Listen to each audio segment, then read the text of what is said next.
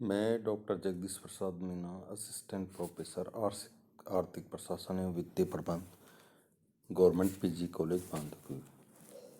मित्रों, आज मांग पूर्वानुमान की विधियाँ, मेथड्स ऑफ डिमांड फोरकास्टिंग। मांग के पूर्वानुमान की अनेक विधियाँ हैं। उनमें से कोई भी विधि ऐसी नहीं है जिसे सर्वोत्तम अथवा दोष मुक्त कहा जा सके।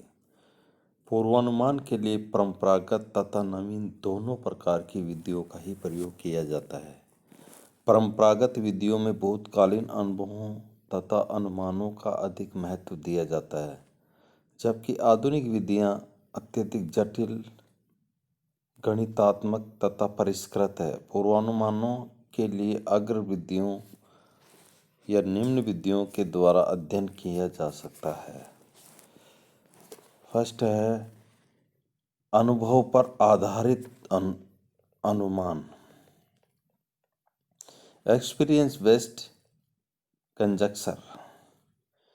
किसी विशेष पद, उदाहरण के तौर पर विक्रय प्रबंध के पद पर लंबे समय से कार्य करने रहने से इतना अनुभव हो जाता है कि जिससे एक व्यक्ति मांग में परिवर्तन लाने वाली कारकों को होने वाले परिवर्तनों को निकट से जानने लगता है।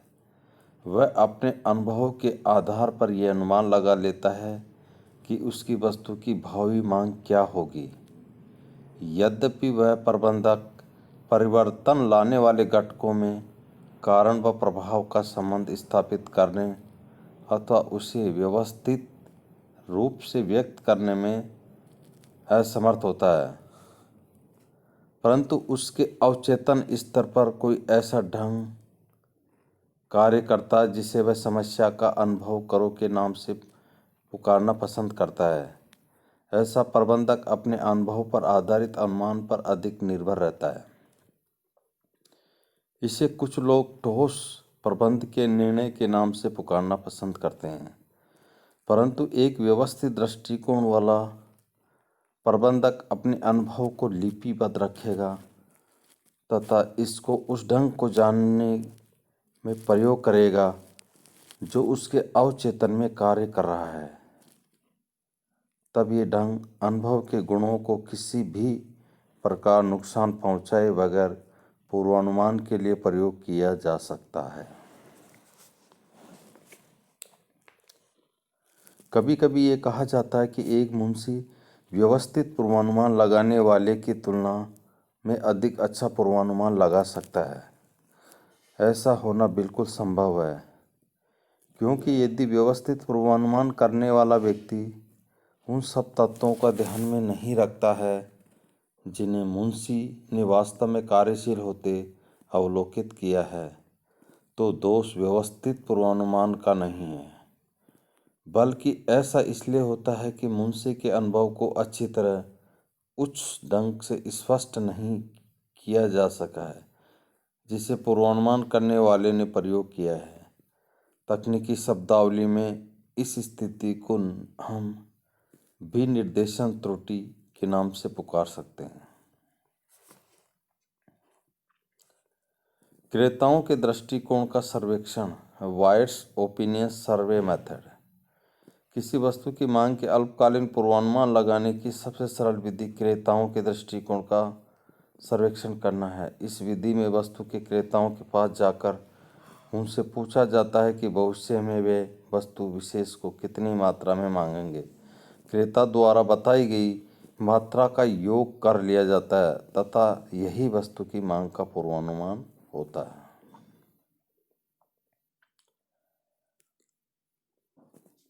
क्रेताओं के दृष्टिकोण के लिए सर्वेक्षण दो प्रकार के हो सकते हैं।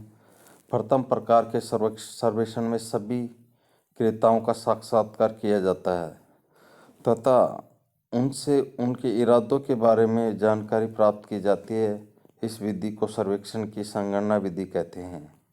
इस विधि में अधिक समय, धन तथा मानव शक्ति की आवश्यकता होती है।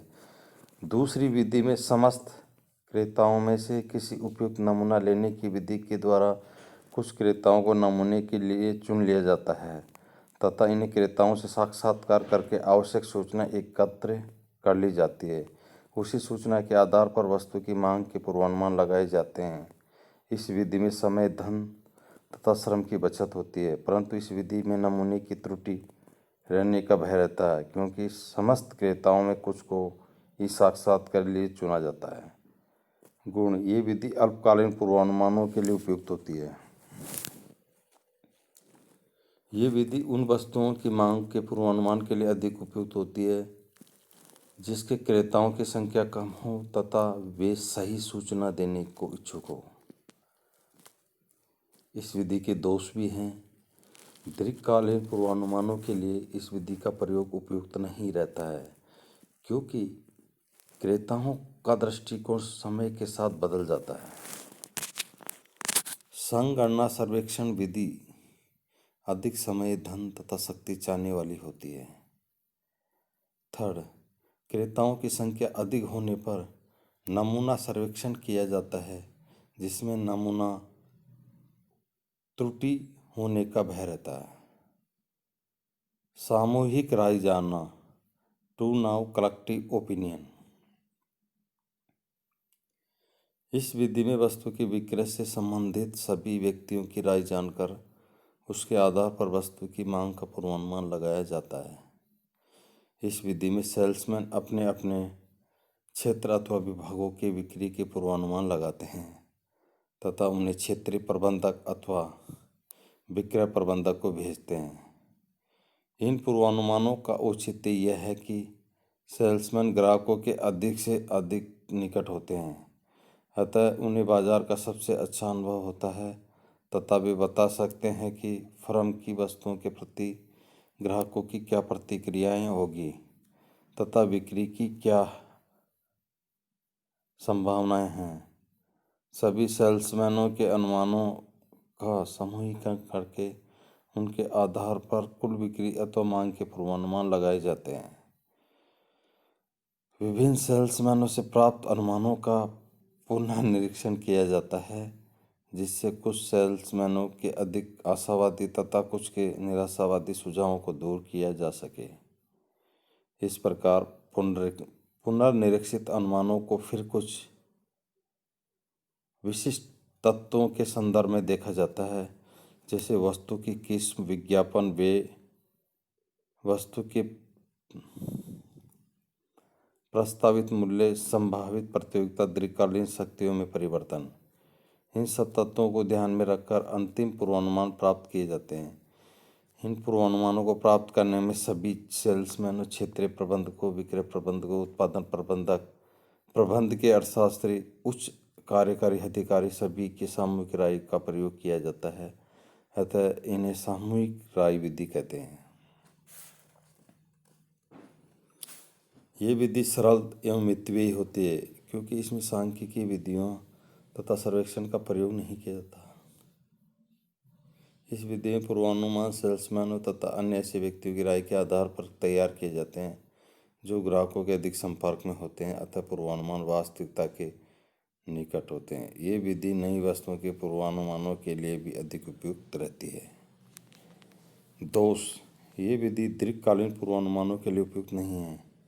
इसके आधार पर अल्पकालीन पूर्वानुमान किए जा सकते हैं। ये विधि पूर्ण रूपेण व्यक्तिपरक होती है, अतः सेल्समैन अपने उद्देश्यों की पूर्ति के लिए विक्रय पूर्वानुमान कम अथवा अधिक बता सकते हैं। सेल्समैन मांग पर प्रभाव डालने वाले आर्थिक परिवर्तनों से अपरिचित होने पर गलत अनुमान लगा सकते हैं।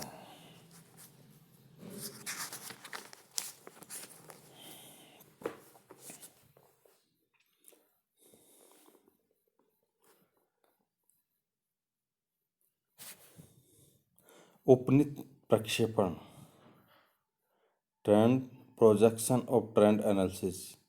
भूतकालीन अनुभवों का रेखाचित्र विधि द्वारा सुव्यवस्थित करने की प्रयत्न अधिक व्यवस्थित नहीं है, क्योंकि ग्राफ में अवलोकित समंकों से बनी रेखा के विस्तार की अवस्था में अस्पष्टता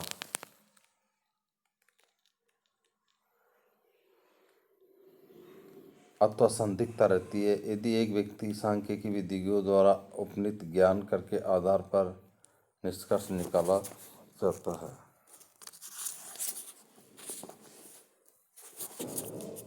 इस प्रकार ये विधियाँ व्यावसायिक पूर्वानुमान में महत्वपूर्ण योगदान होता है। व्यवसाय मापक यंत्र अथवा आर्थिक संकेतांक व्यवसायिक क्रियाओं के अध्ययन तथा विश्लेषण के लिए व्यवसाय सूचकांकों अथवा आर्थिक संकेतांकों की रचना की जाती है। इन सूचकांकों अथवा संकेतांकों की सहायता से भावी व्यावसायिक प्रवृत्तियां तथा उच्चावसनों का यथोचित ज्ञान प्राप्त हो जाता है। ये व्यावसायिक सूचकांक अथवा अधिक संकेतांक मांग के पूर्वानुमान के आधार पर भी होते हैं। इस विधि के अनुसार किसी वस्तु की मांग का पूर्वानुमान लगाने के लिए सबसे पहले उस वस्तु की मांग से संबंधित आर्थिक संकेतांक का पता लगाना आवश्यक होता है। किसी वस्तु की मांग से संबंधित आर्थिक संकेतांक कौन से होते हैं तथा वे उस वस्तु की मांग को कितना प्रभावित करते हैं, ज्ञात करना कठिन होता है। एक नई वस्तु के संबंध में पिछली सूचना अथवा जानकारी के अभाव में किसी आर्थिक संकेतांक के संबंध स्थापित करना अधिक कठिन कार्य होता है। अतः इस विधि का प्रयोग बड़ी सावधानी से किया जाना चाहिए। यदि इस विधि का प्रयोग उचित सावधानी के साथ किया जाए तो मांग के पूर्वानुमान सही होते हैं।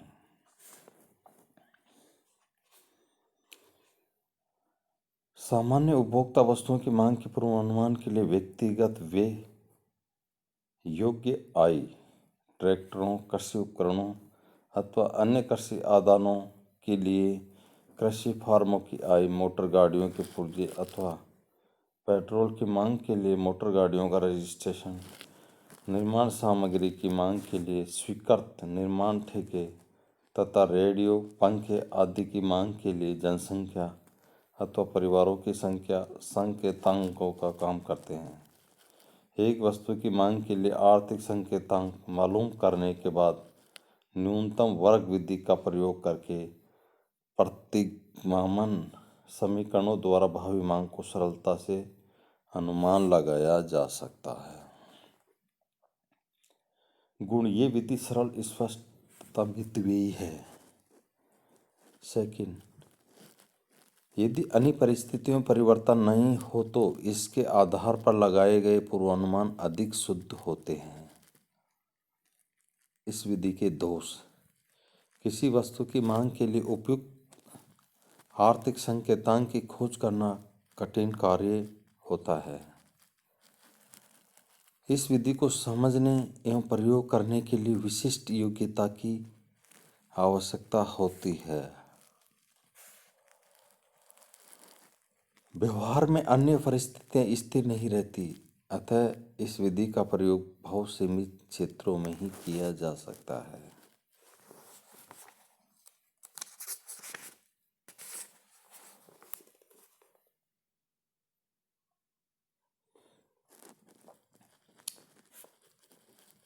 आधुनिक अर्थमितीय विधि: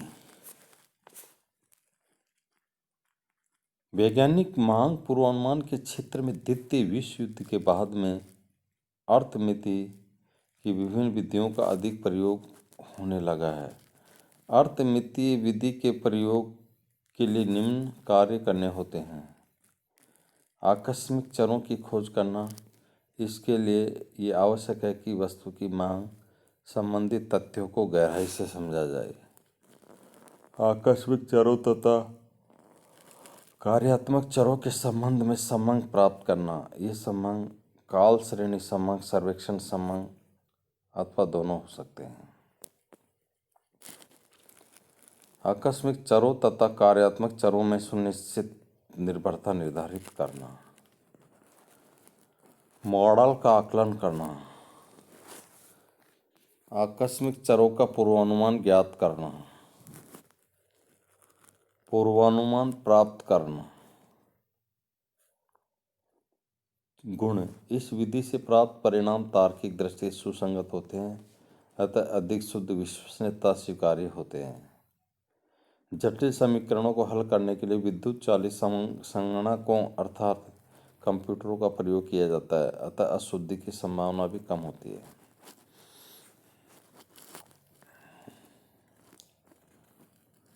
दोष, ये विधि अत्यधिक जटिल है। मॉडल के निर्माण के लिए शुद्ध समंकों तथा विशेषज्ञों की आवश्यकता होती है। कंप्यूटरों का प्रयोग भी आवश्यक होता है, तथा यह अत्यधिक खर्चीली होती है। भारत जैसे विकासशील देशों में कम लोकप्रिय है। मांग पूर्वानुमान अथवा विक्रय पूर्वानुमान का महत्व एवं लाभ। किसी भी व्यावसायिक क्रियाकलाप के लिए मांग पूर्वानुमान आधारशिला है, उसी के अनुरूप ही व्यवसाय में विपणन और वित्त की व्यवस्था की जाती है। मांग पूर्वानुमान के महत्व एवं लाभ निम्न प्रकार है। व्यावसायिक फर्म या उद्योग की स्थापना का आधार।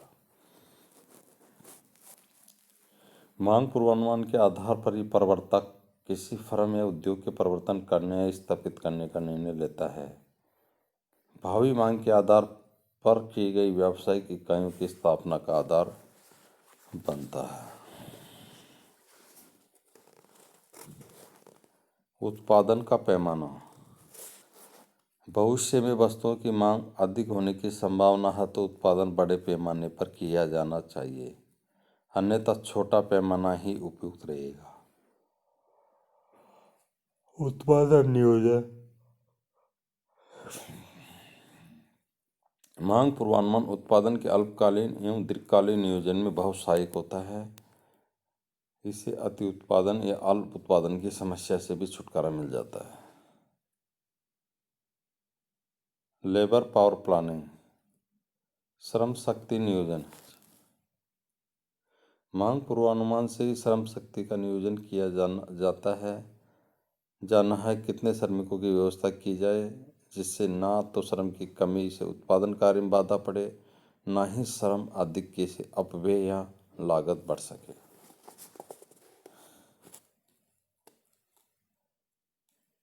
कच्चे माल की नियमित उपलब्धता। मांग पूर्वानुमान से व्यवसाय या उद्योगों में नियमित कच्चे माल की पूर्ति की व्यवस्था की जा सकती है। इससे न तो कच्चे माल के स्टॉक संग्रह की लागत में वृद्धि होगी और न ही कच्चे माल की कमी से उत्पादन कार्य प्रभावित होता है। 6. लक्ष्यों का आधार। विक्रय प्रतिनिधियों को मांग के अनुमान के आधार पर ही वार्षिक या मासिक लक्ष्य को पूरा करने के लिए कहा जाता है।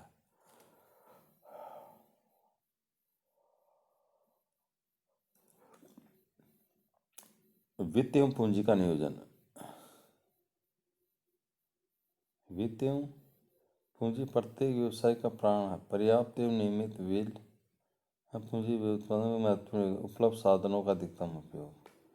मांग पूर्वानुमान से ही साधनों का उपयुक्त प्रबंध व नियोजन करके अधिकतम उपयोग किया जा सकता है, जिससे लागत में कमी की जा सकती है।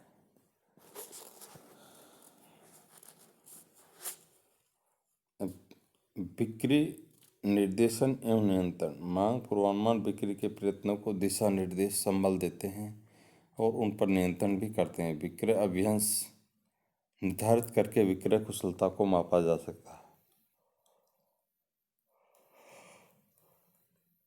उपयुक्त मूल्य नीति। उत्पादन एवं विपणन से अधिकतम लाभ कमाने के लिए उपयुक्त मूल्य नीति बनाई जानी चाहिए, जिससे कीमतों में स्थिरता रह सके। ये केवल मांग पूर्वानुमान से ही संभव है। पूर्वानुमान के चरण।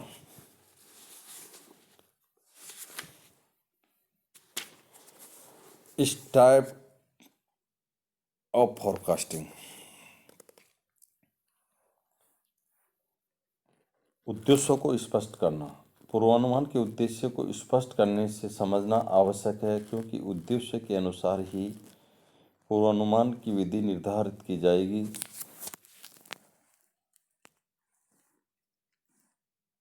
आवश्यक सूचना व समंक एकत्र किए जाएंगे।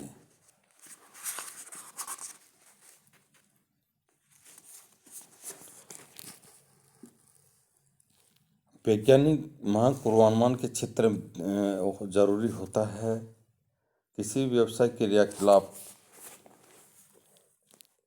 या उद्योग की स्थापना, स्थिति, आकार और उत्पादन के लिए विभिन्न योजनाएं बनाना के लिए मांग पूर्वानुमान आधारशिला है। उसी के अनुरूप ही व्यवसाय में विपणन और वित्त की व्यवस्था की जाती है। मांग पूर्वानुमान के महत्व बहुत अधिक होता है। मांग पूर्वानुमान से ही श्रम शक्ति का नियोजन किया जाता है।